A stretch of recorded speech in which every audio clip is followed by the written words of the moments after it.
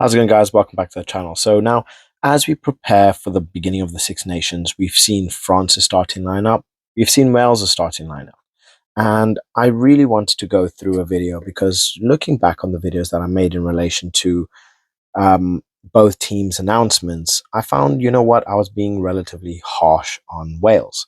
So I wanted to give them a fair shot in this tie up against France because I think 90% of people believe, well, France are coming in as favourites, but I I don't think many people believe that Wales have a genuine shot at winning this tie up against France. Although it would be a miracle if they did. I wanted to give them their fair shot to see, okay, what they might need to do to be able to break down France and to come away with a potential victory. You know, so I mean, we're looking at both squads. Let's start off with France, right? So they are fielding extremely experienced and quality players like Malvaca, Dupont, and Tamac, uh, Winnie Antonio. You got players like Thomas Ramos. You got so many top level quality players that they are coming in. I mean, you can't leave out Gregory Aldrit either in mentioning these names. So we look at players like, for instance, Emmanuel Miafo. I mean, his power in the second row offers just absolute dominance in the set pieces, and he's just so physically good in defense. He is a really difficult player to pass. He's runs over people, and you know he makes it look like a child's game. So he's what shows France have players like this. I mean, and then you got to look at the that halfback pairing of uh, Antoine Dupont and Roman and Tamac, right? This pairing are just so good at controlling games, right? And when they're able to break you down, they're able to control the pace. And then you have someone like Luis Bielbiere or Atisogbe who are just lightning fast on the wings. It causes destruction for anybody that they go up against. So it's difficult when it comes to France because they are so good all around that it makes them very hard to break down, right? But then we look into France. Sorry, we look into Wales. So Gatland has chosen a very young squad led by Jac Morgan.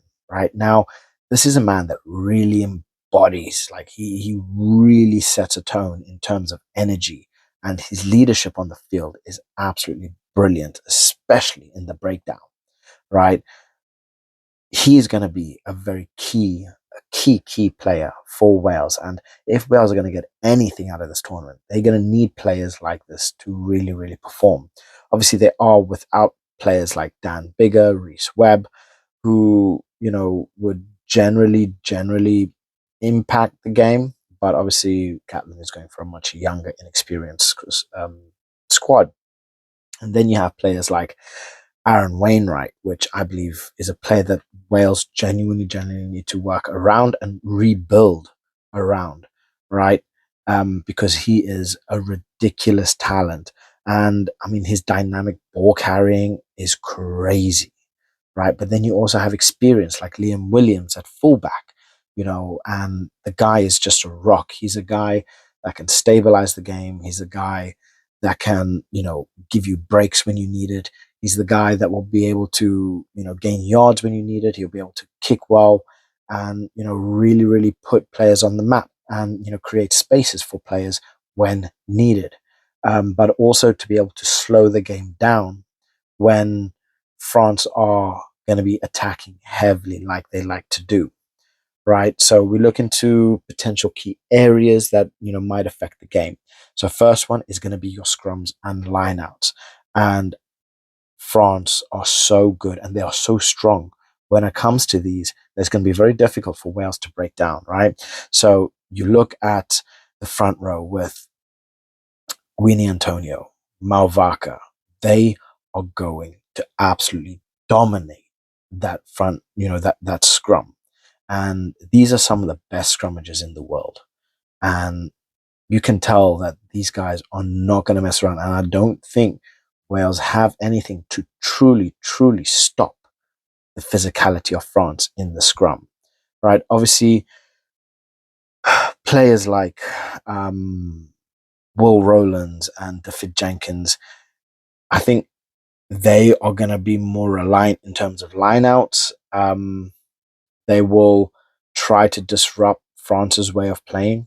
And I think if they're going to get anything, they're going to get it through lineouts instead of scrums, because I feel France's pack is just too strong, too experienced, and they will ultimately, cause major, major problems. And that's for anybody that they play up against. So, yeah, I think they're going to work more on potentially try and make the most out of the lineouts and try to gain possession through that. Um, it's going to be a difficult one. It's going to be a difficult one because France, they are so good outright, and Wales really, really need to be perfect in every single sense to get anything out of this game.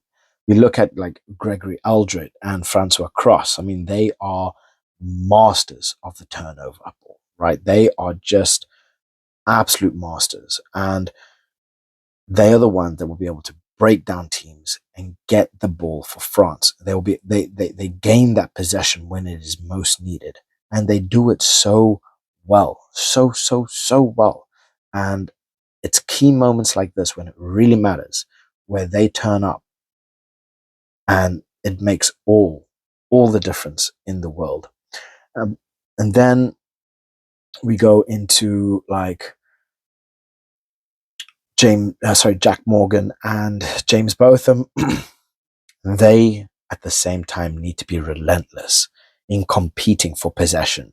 And just as Gregory Aldred and Francois Cross are going to be attempting, Jac Morgan and James Botham need to be relentless in every single aspect of the word, right? They need to be competing for possession. They need to be they cannot be conceding any stupid penalties. They need to be making sure that everybody's on their game and slowing down France's ball recycling.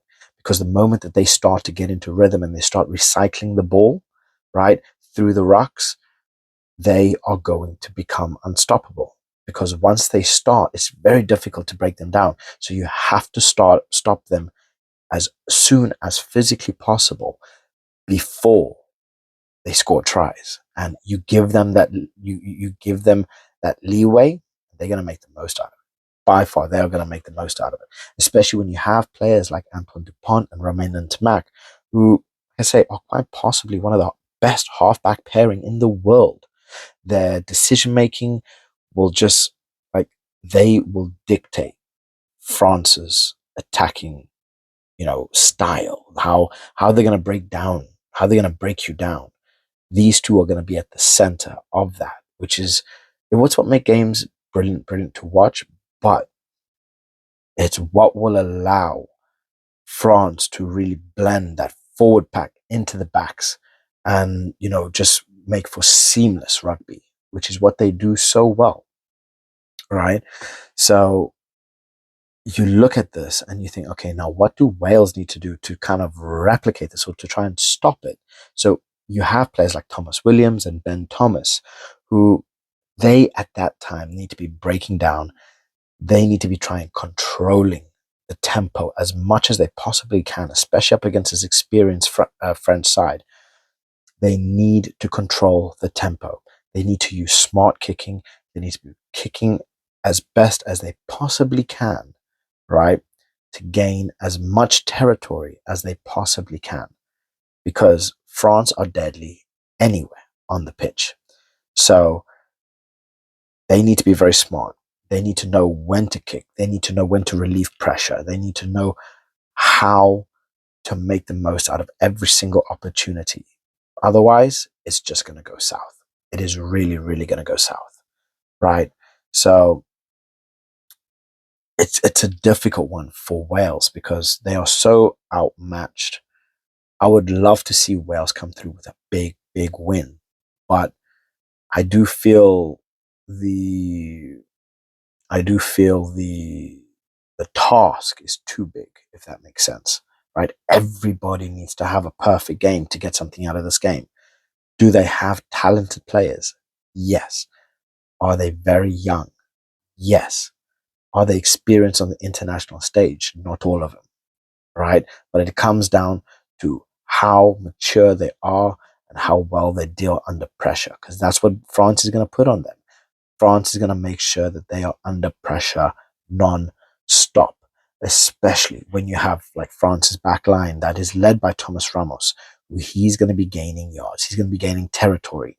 His kicking is on point, always one of the best kickers in the world, right? He is consistent. His game IQ is through the roof, absolutely through the roof. You look at the way he leads his club. You look at the way he leads France as well. When France need him the most, he shows up.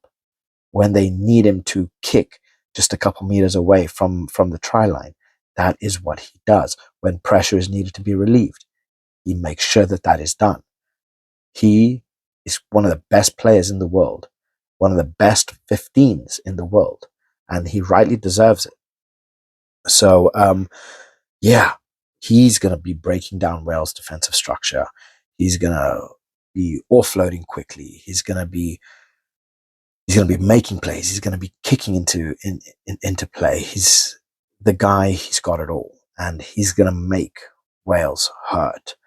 But you look at Wales, they got players like Josh Adams and Liam Williams to really spark counterattacks, because France is going to be putting that pressure on. They're going to be putting that pressure on. So they're going to need the likes of Liam Williams to really relieve that pressure, to allow Wales to really reset themselves, gain composure, and start again, right?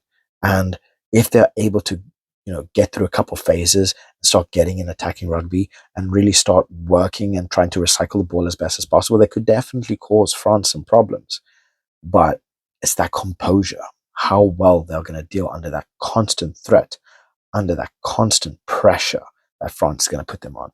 So Wales, they need to focus on having a structured defense and preventing Dupont from just exploiting broken play situations, from breaking their line, right?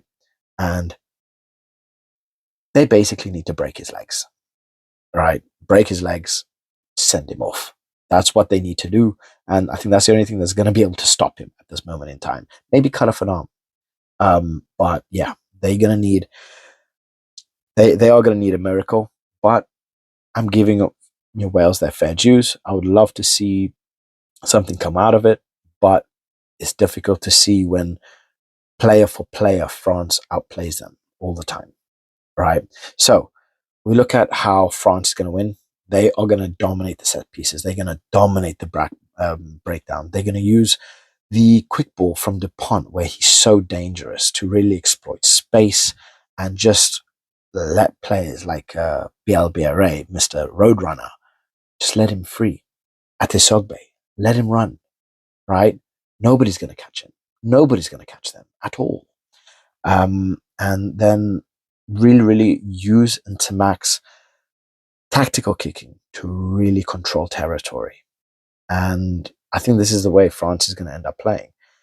We look into Wales, how they can potentially beat France. So they need to win that physical battle up front and disrupt France's rhythm as soon as physically possible. The sooner the better, right? They're going to have to target as much handling errors. They better hope that it is raining, it is snowing, you've got bad visibility, there's a hailstorm, maybe there's a tornado outside that's going to cause them to drop the ball. They need to focus on every single handling error, and they need to make the most out of it. They need to make sure that they get as many penalties as possible, make sure that their kicking is on point, and get as many points as quickly as possible, right? They need to try and break down France as quickly as possible and remain as composed with their defensive structure as possible, because the moment there's a slight crack in the wall, they're breaking through.